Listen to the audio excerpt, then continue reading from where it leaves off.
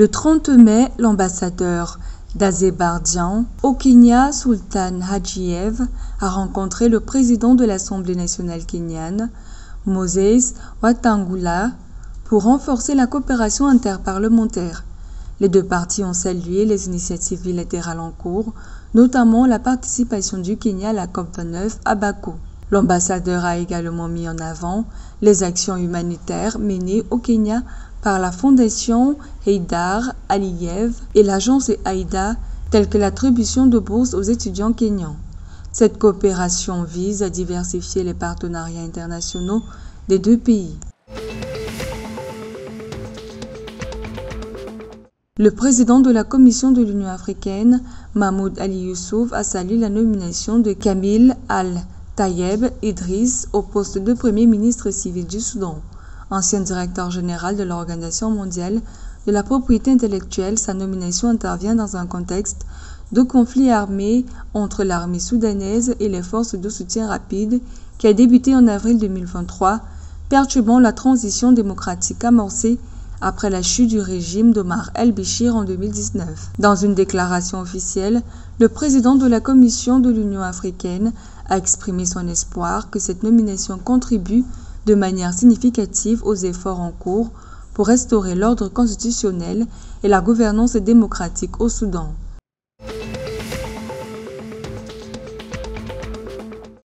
L'Ouganda ambitionne de produire 100 MW d'électricité d'origine nucléaire d'ici 2031 dans le cadre de sa stratégie de diversification énergétique et de développement industriel.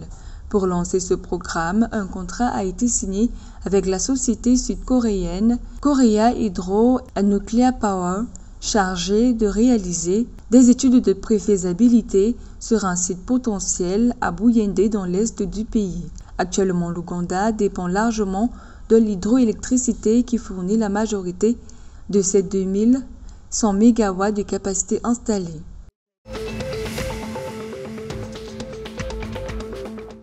En grève depuis le 13 mai, les professionnels de santé éthiopiens poursuivent leur mobilisation face à l'inaction du gouvernement. L'Association éthiopienne des professionnels de la santé a dénoncé dans un communiqué publié le 30 mai des licenciements ciblés, des menaces ainsi que l'arrestation de grévistes sur la base d'accusations fabriquées. Elle demande leur libération immédiate et la fin de la publication de postes visant à remplacer les grévistes.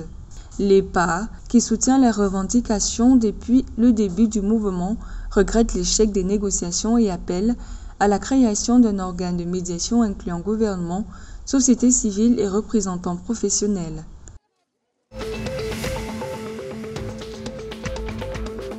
Le défenseur central de l'APR-FC, Clément Nyingena, âgé de 24 ans, a été élu joueur de la saison 2024-2025 de la Première Ligue rwandaise.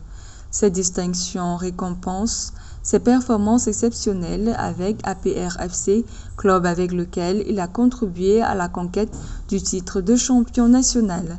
Nyingena, également international rwandais, s'est imposé comme un pilier de la défense d'APR-FC. Son leadership et sa régularité selon des observateurs ont été déterminants tout au long de la saison, lui valant cette reconnaissance individuelle.